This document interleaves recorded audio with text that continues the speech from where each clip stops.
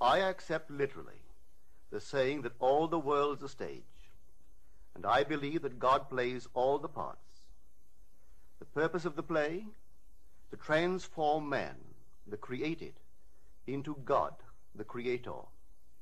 God loved man, his created, and became man in faith that this act of self-commission would transform man, the created, into God, the creator.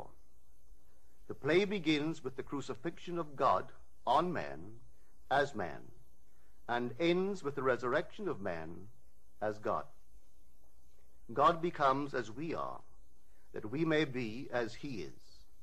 God becomes man, that man may become first a living being, and secondly, a life-giving spirit. I live, yet not I, but God lives in me, and the life I now live in the flesh, I live by the faith of God, who loved me and gave himself for me. God took upon himself the form of man, and became obedient unto death, even death on the cross of man, and is crucified on Golgotha, the skull of man. God himself enters death's door, the human skull, and lays down in the grave of man to make man a living being. God's mercy turned death into sleep. Then began the prodigious and unthinkable metamorphosis of man, the transformation of man into God.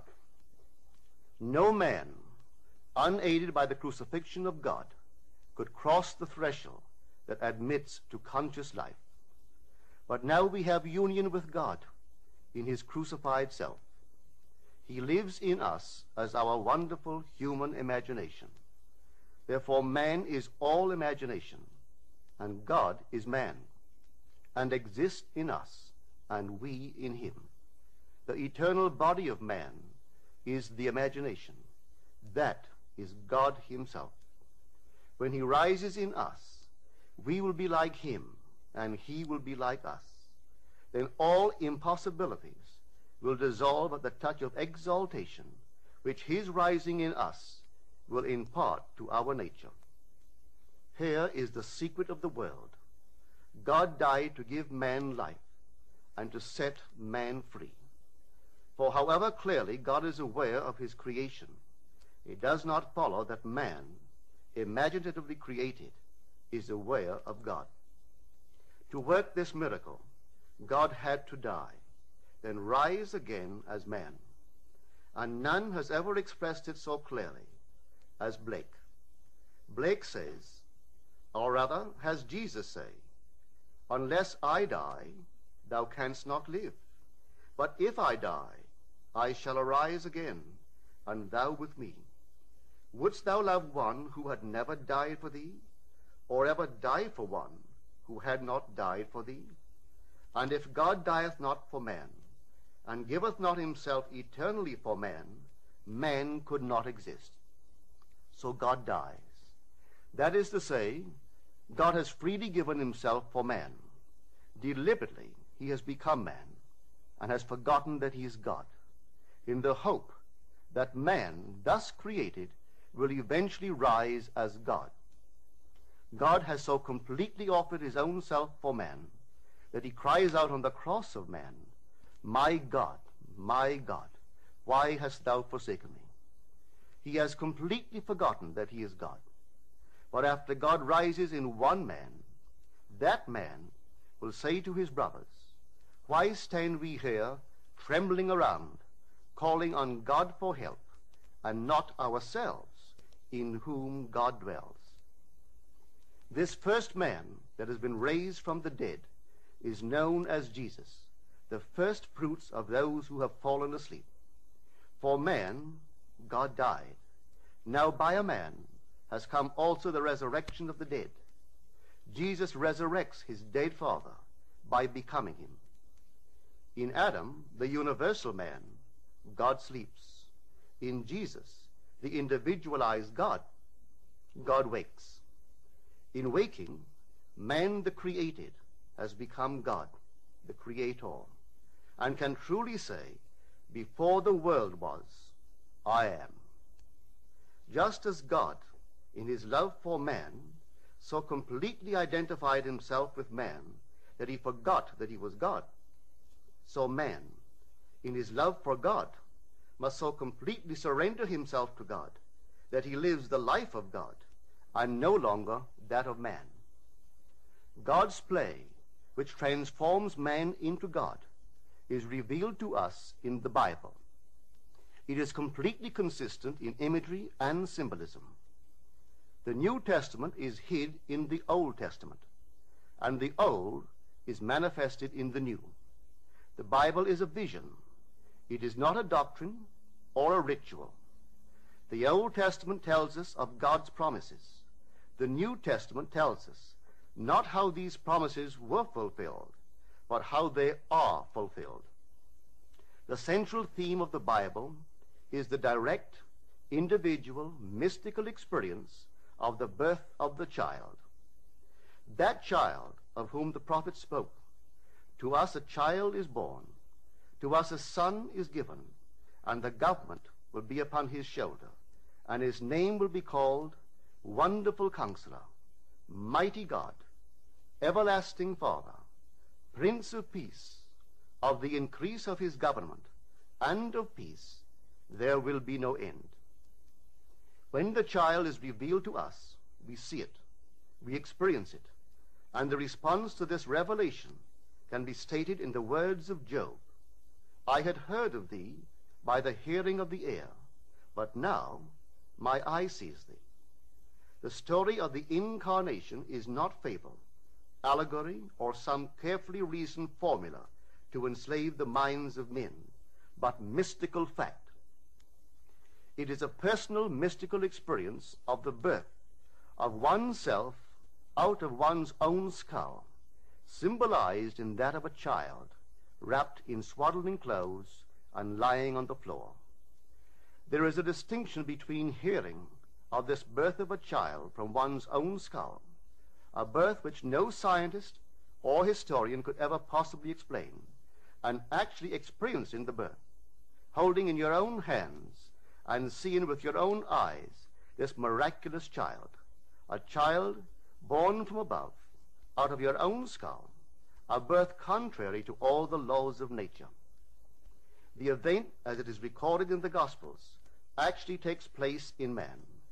But of that day or that hour when the time will come for the individual to be delivered, no one knows but the Father.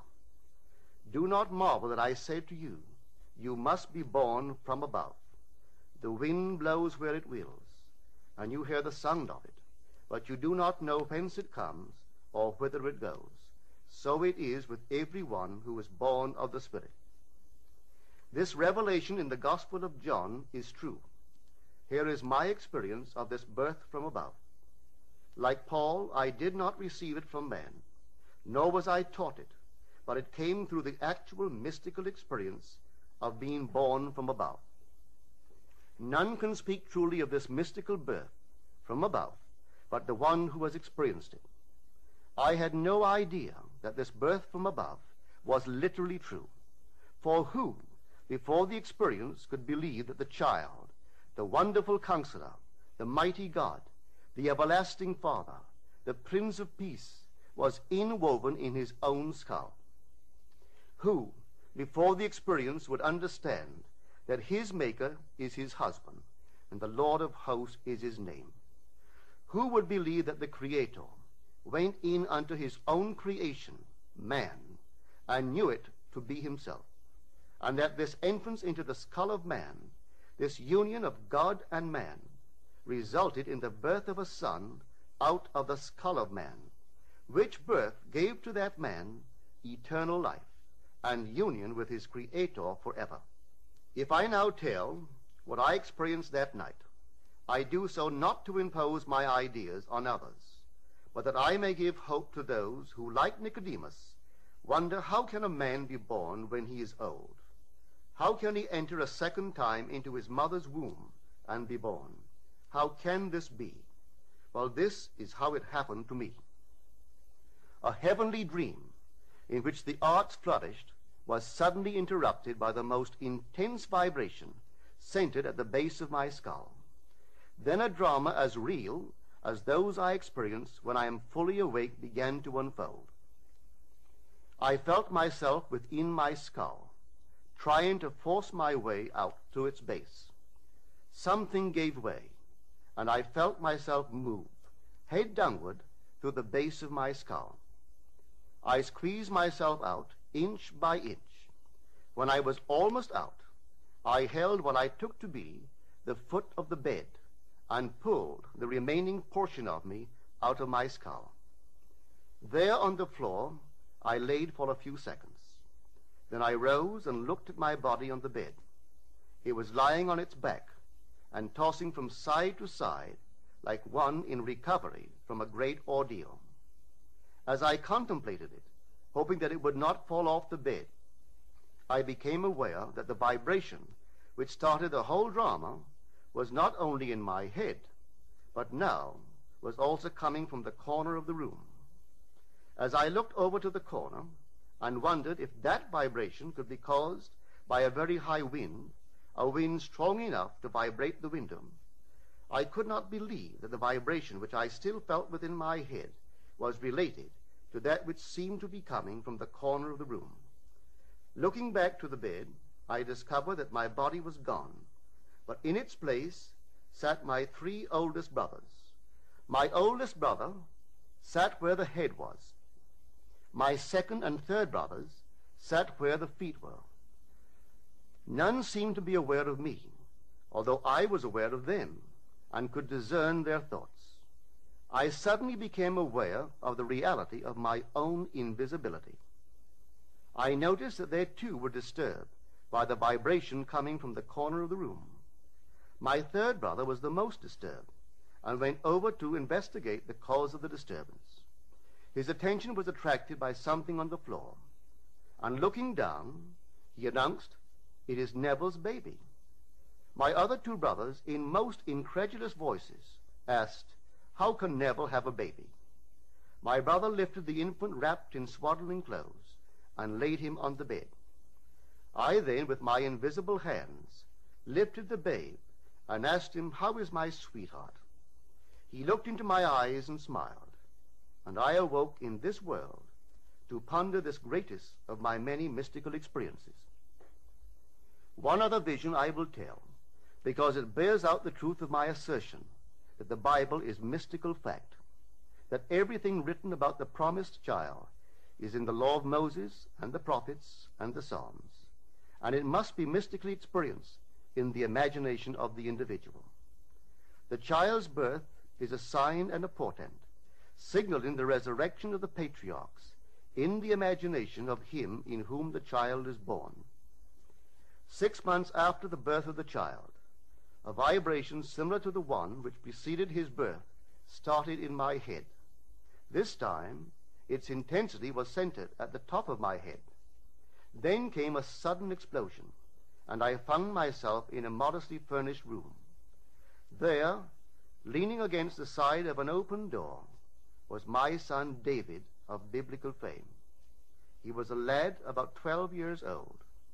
What struck me forcibly about him was the unusual beauty of his face and figure.